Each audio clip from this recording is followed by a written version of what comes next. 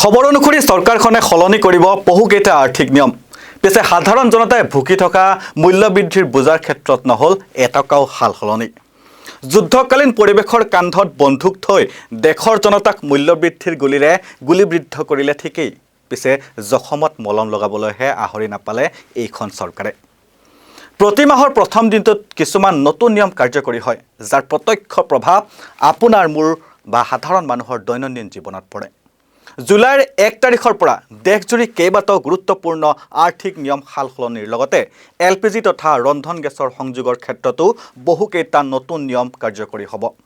এই মুহূৰ্তত এই খবৰ আপোনালোকৰ দৈনন্দিন জীৱনৰ বাবে আটাইতকৈ গুৰুত্বপূৰ্ণ খবৰ বুলি ভাবিব পাৰে, কিয়নো 1 জুলাইৰ পৰা যিসমূহ আৰ্থিক নিয়ম সাল সলনি কৰা হ'ব, সেই পৰিৱৰ্তনসমূহে চাকৰিয়াল, কৰদাতা, পেঞ্চনভোগী আৰু ক্ৰেডিট কাৰ্ড ব্যৱহাৰকাৰীৰ লগতে আপোনাৰ ওপৰতো প্ৰভাৱ পেলোৱাৰ লগতে দৈনন্দিন ব্যৱহাৰ কৰা ৰন্ধন গেছৰ ব্যৱহাৰকাৰীকো প্ৰভাৱিত কৰিব পাৰে।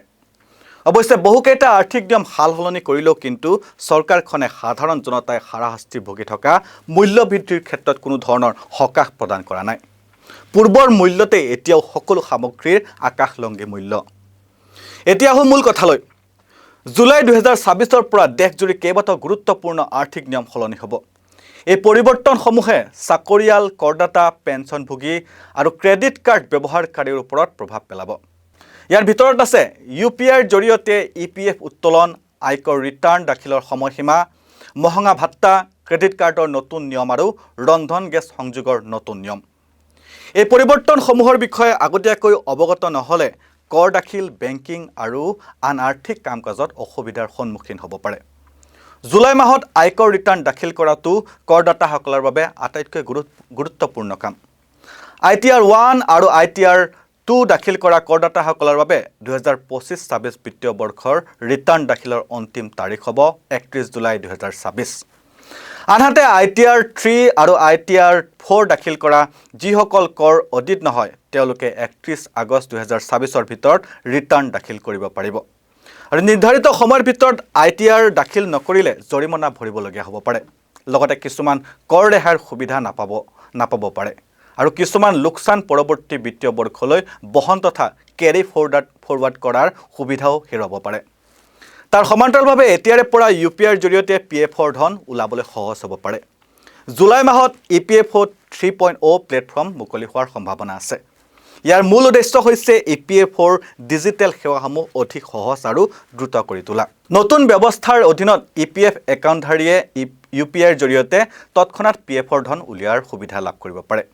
যদি এই ব্যৱস্থা আৰম্ভ হয়, তেন্তে PF উলিওৱাৰ প্ৰক্ৰিয়া আগতকৈ বহু বেছি দ্ৰুত আৰু সহজ হ'ব। জুলাই মাহত লাখ লাখ কেন্দ্ৰীয় চৰকাৰী কৰ্মচাৰী আৰু পেঞ্চনভোগীৰ দৃষ্টি থাকিব মহঙা ভাত্তা তথা ডাইনাৰ্ছ এলাউন্সৰ বৃদ্ধিৰ ওপৰত। চৰকাৰে প্ৰতি বছৰে জানুৱাৰী আৰু জুলাই মাহত DA পুনৰীক্ষণ কৰে।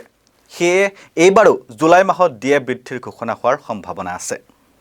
ইয়াৰ লাভ কেন্দ্ৰীয় চৰকাৰী কৰ্মচাৰী, পেঞ্চনভোগী আৰু ৰাজহুৱা খণ্ডৰ কৰ্মচাৰীয়ে লাভ কৰিব পাৰে। HDFC বেংক ক্ৰেডিট কাৰ্ডৰ নিয়মো সাল সলনি হ'ব। HDFC বেংকে ৰেগালিয়া গোল্ড আৰু ডাইনাৰ্ছ ক্লাব প্ৰিভিলেজ ক্ৰেডিট কাৰ্ডৰ নিয়মত পৰিৱৰ্তন আনিছে। ৰিৱাৰ্ড পইণ্ট সম্পৰ্কীয় কিছুমান নিয়ম ইতিমধ্যে কাৰ্যকৰী হৈছে। 1 জুলাই 2024ৰ পৰা বিমানবন্দৰৰ লাউঞ্জ ব্যৱহাৰ নতুন নিয়ম কাৰ্যকৰী হ'ব। নতুন নিয়ম অনুসৰি ৰেগালিয়া গোল্ড কাৰ্ডধাৰীয়ে বিনামূলীয়া ঘৰুৱা বিমানবন্দৰ লাউঞ্জ সুবিধা লাভ কৰিবলৈ হ'লে পূৰ্বৱৰ্তী 3 মাহত কমেও 60,000 টকা ব্যয় কৰিব লাগিব। SBI কাৰ্ডৰ ক্ষেত্ৰতো সলনি হ'ব নিয়ম। SBI কাৰ্ডে PhonePe, SBI card purple আৰু ফোনপে SBI কাৰ্ড চিলেক্ট ব্লেকৰ নিয়মো সলনি কৰিছে। 1 জুলাই 2024ৰ পৰা এই নতুন নিয়ম কাৰ্যকৰী হ'ব। ইয়াৰ পিছত প্ৰতি মাহত লাভ কৰিব পৰা ৰিৱাৰ্ড পইণ্টৰ সৰ্বোচ্চ সীমা নিৰ্ধাৰণ কৰা হ'ব। বীমা প্ৰিমিয়াম আৰু অন্যান্য ব্যয়ৰ বাবে পৃথক সীমা থাকিব। লগতে অনলাইন লেনদেনত লাভ কৰিব পৰা সৰ্বোচ্চ ৰিৱাৰ্ড পইণ্ট আগতকৈ হ্ৰাস কৰা হৈছে। 1 জুলাই 2024ৰ পৰা সামাজিক মাধ্যমৰ বাবেও নতুন নিয়ম কাৰ্যকৰী হোৱাৰ কথা কোৱা হৈছে। এই নিয়ম অনুসৰি ডিপ ফেক বা বিভ্ৰান্তিকৰ AI সৃষ্টি ভিডিঅ' আপলোড কৰিব নোৱাৰিব। যদি এনে বিষয়বস্তু চিনাক্ত হয়, তেন্তে নিৰ্ধাৰিত সময়ৰ ভিতৰত তথা 3 ঘণ্টাৰ ভিতৰত ডিলিট কৰিব লাগিব। ইয়াৰ উপৰিও AI সৃষ্ট বিষয়বস্তু ব্যৱহাৰ কৰিলে সেই বিষয়ে স্পষ্টভাৱে উল্লেখ কৰিব লাগিব আৰু AI জেনেৰেট টেক্সট ব্যৱহাৰ কৰাটো বাধ্যতামূলক হ'ব। মুঠতে জুলাই মাহৰ পৰা বহু গুৰুত্বপূৰ্ণ নিয়ম সলনি হ'ব। সেয়ে আপুনি যিকোনো বেংকৰ সেৱা ব্যৱহাৰ কৰাৰ পূৰ্বে বা কোনো নথিপত্ৰ সম্পৰ্কীয় কাম কৰিবলৈ যোৱাৰ আগতে সংশ্লিষ্ট নতুন নিয়মসমূহৰ বিষয়ে নিশ্চিতভাৱে জানি লওক। তেতিয়াহে অনাকাংক্ষিত সমস্যাৰ পৰা হাত সাৰিব পাৰিব আপুনি। ইয়াৰ সমান্তৰালভাৱে এইবাৰ 1 জুলাইৰ পৰা LPG বা ৰন্ধন গেছৰ সৈতে জড়িত কেইবাটাও গুৰুত্বপূৰ্ণ নিয়ম সলনি হ'ব।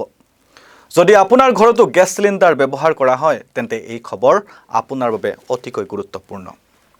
চৰকাৰ আৰু ইণ্ডিয়ান গেছ, ভাৰত গেছ আৰু HP গেছে গেছ বিতৰণ ব্যৱস্থাত অধিক স্বচ্ছ, সুৰক্ষিত আৰু ডিজিটেল কৰাৰ লক্ষ্যৰে নতুন নিয়ম কাৰ্যকৰী কৰিছে। সৰ্বপ্ৰথমে EKYC সম্পূৰ্ণ কৰাটো এতিয়া সম্পূৰ্ণৰূপে বাধ্যতামূলক কৰা হৈছে। যদি আপুনি এতিয়াও আপোনাৰ গেছ সংযোগৰ EKYC সম্পূৰ্ণ কৰা নাই তেন্তে গেছ চিলিণ্ডাৰ ডেলিভাৰী লাভ কৰাত অসুবিধাত পৰিব পাৰে আপুনি। লগতে চৰকাৰী সাবচিডি লাভ কৰাটো বন্ধ হ'ব পাৰে। সেই সকলো গ্ৰাহকক অতি সোনকালে EKYC সম্পূৰ্ণ কৰিবলৈ পৰামৰ্শ দিয়া হৈছে। চৰকাৰে এটা গেছ সংযোগ নীতি কঠোৰভাৱে কাৰ্যকৰী কৰাৰ সিদ্ধান্ত লৈছে। এই নিয়ম অনুসৰি যিসকলৰ ঘৰত PNG অৰ্থাৎ পাইপ নেচাৰেল গেছৰ সুবিধা উপলব্ধ আছে তেওঁলোকে ঘৰুৱা LPG সংযোগ সমৰ্পণ বা ব্যাহত কৰিব লাগিব। একে ঠিকনাত একেলগে PNG আৰু LPG দুয়োটা সংযোগ ৰখাটো এতিয়া নিয়ম বহিৰ্ভূত বুলি গণ্য কৰা হ'ব। আনহাতে 1 জুলাইৰ পৰা OTP অবিহনে গেছ ডেলিভাৰী নহ'ব।